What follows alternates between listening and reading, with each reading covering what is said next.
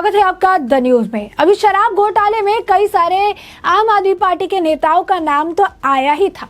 अभी दिल्ली की जनता इनके घोटालों के बारे में जान ही रही थी, तब तक अरविंद केजरीवाल और आम आदमी पार्टी सरकार के एक और बड़े घोटाले का राज जो है वो सामने आ चुका है। जी हाँ, बिल्कुल सही सुना आपने।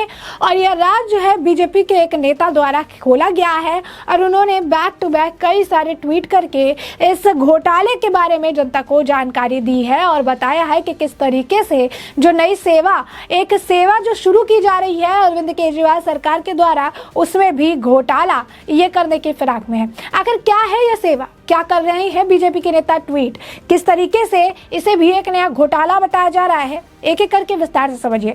तो आपको बता दें कि अब दिल्ली सरकार जो है शटल जैसी सर्विस शुरू करने वाली है और ऐप से सारी टिकट वगैरह बुक हो पाएगी।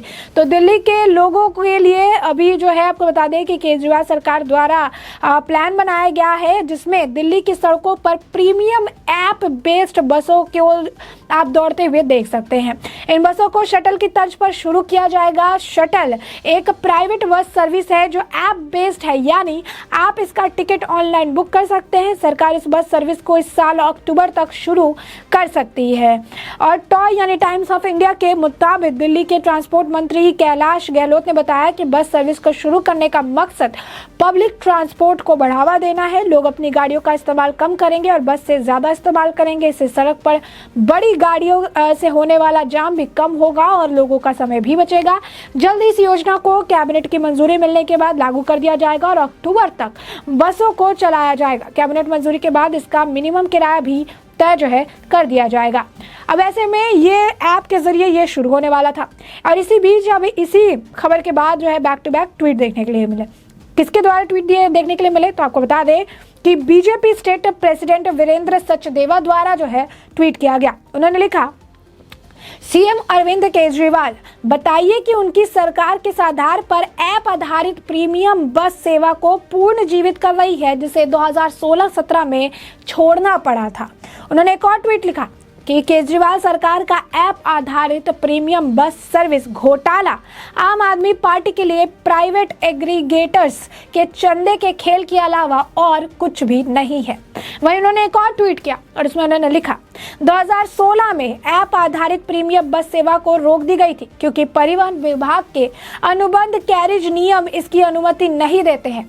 फिर केजरीवाल सरकार इसे फिर से क्यों ला रही है। जी हाँ, बिल्कुल सही सुना आपने। तो आप देखिए कि किस तरीके से ऐप बेस्ड प्रीमियम बसेस जो है अक्टूबर से लाने की बात कही जा रही है। तो दूसरी तरफ जो है यहाँ पर सवाल जो है खड़े किए गए हैं बीजेपी के नेता के द्वारा। उन्होंने कहा कि अभी जो है इस तरीके से सेवा जो है शुरू नहीं करनी चाहिए और इसके पीछे का कारण ये है कि इस ऐप बेस्ड प्रीमियम बस सेवा में घोटाले का आरोप जो है लगाया गया है। 2016 में 17 में से बंद करने की बात कही गई थी और एक बार फिर से जो है ये बात अब सामने आ रही है कि ये सारी प्रॉब्लम देखने के लिए मिलेगी। अगर ये घोटाले जो है किए जा रहे हैं, चंदा इस मामले को लेकर जो है वसूला जा रहा है और इसे लेकर अब ट्वीट भी देखने के लिए मिल रहे हैं।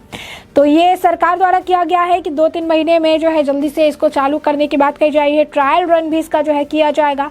फीचर्स के बारे में भी इसमें बताया गया है कि ये सारे फीचर्स रहेंगे, ये सारी चीज़ें रहेगी और जो है उन्होंने बताया कि क्या सारी चीज़ें हो सकती है।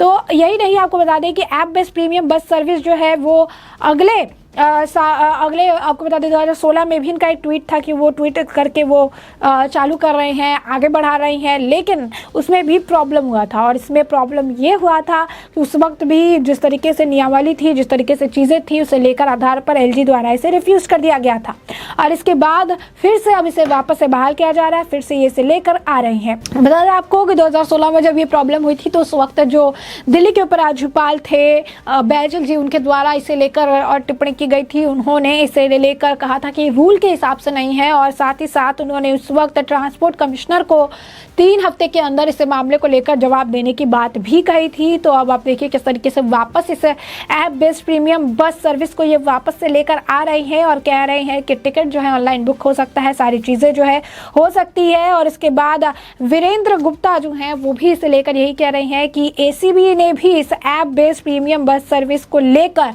जाँच जो है शुरू की थी। उन्होंने भी बताया था कि किस तरीके से इस मामले में इश्यूज देखने के लिए मिल रही हैं। दिल्ली सरकार जो है ट्रांसपोर्ट स्कीम से अलग हट के जो रूल्स रेगुलेशन है उसे हटकर जो है वो कोर्ट और सारी स्कीम को नोटिफाइड जितने भी रूल्स हैं उन्हें वो छोड़कर आगे कर रही है, जिसके बाद ये कहा गया कि इस मामले को लेकर जांच जो है की जाएगी और जांच भी शुरू हो गई थी। इसके बाद ये बंद भी हो गया था। तो आप देखिए किस तरीके से मामला जो था, ये पूरा बस का जो सिस्टम था ये बंद हो गया था। सीबीआई को भी कहा जा रहा था कि सीबीआई या क्रिमिनल इन्वेस्टिगेशन भी इस मामले में जो है शुरू किया जा सकता है, क्योंकि एलजी जो नजीब जंग थे उन्होंने फाइल भी रिटर्न कर दी थी। उन्होंने कहा था कि ये फाइल भी नहीं रहेगी। ये प्रीमियम जो बस सर्विसेज है वो ग्रीन सिग्नल दिल्ली सरकार से तो मिल गया उन्हें, लेकिन ये सारी बसों को लेकर जो है वो प्रॉब्लम इनके तरफ से होने लगा था और इसी वजह से ही सीबीआई की इन्वेस्टिगेशन भी उस वक्त कहा जा रहा था कि एलजी ने फाइल रिटर्न कर दी app based premium bus services की, और उन्होंने ये सीबीआई को भी जांच करने की बात उस वक्त सामने आ रही थी। तो आप समझिए कि इसमें कितने सारे फ्लॉज होंगे, जिस फ्लॉज की वजह से सीबीआई को जो है इसे उस वक्त आपको बता दें कि जो एलजी थे वो नजीब जंग जी थे और उनके द्वारा कहा गया था, उन्होंने फाइल रिफ्यूज कर दी थी और एसीबी की जांच और साथ ही साथ सीबीआई को भी वो रेफर करने वाले थे ताकि इस मामले में जांच की जा सके। और वापस से अब एक बार फिर इसे केजरीवाल सरकार बहाल करती हुई नजर आ रही है, एक बार वापस से इसे वापस लेकर आ रही है और इसी बात को लेकर अब सवाल जो है खड़े हो रहे हैं कि एक ऐसी सर्विस, एक ऐसी सेवा जो बंद कर दी गई थी उस वक्त, इस मामले में फ्लॉज नजर आए थे, कई सारी बातें निकलकर सामने आई थी, एक बार फिर से उसे शुरू करने की बात कही जा रही है, जिसे लेकर बीजेपी के स्टेट प्रेसिडेंट वीरेंद्र सचदेवा द्वारा ट्वीट किया गया और उन्होंने सवाल जो है कई सारे अरविंद केजरीवाल पर दागे और कहा कि सीएम केजरीवाल बताइए कि उनकी सरकार किस आधार पर ऐप आधारित प्रीमियम बस सेवा को पुनर्जीवित कर रही है, जिसे 2016-17 में छोड़ना पड़ा था। केजरीवाल सरकार का ऐप आधारित प्रीमियम बस सर्विस घोटाला आम आदमी पार्टी के लिए प्राइवेट एग्रीगेटर्स के चंदे से खेल के अलावा और कुछ भी नहीं है। 2016 में ऐप आधारित प्रीमियम बस सेवा रोक दी गई थी क्योंकि परिवहन विभाग के अनुबंध कैरियज नियम इसकी अनुमति नहीं देते हैं।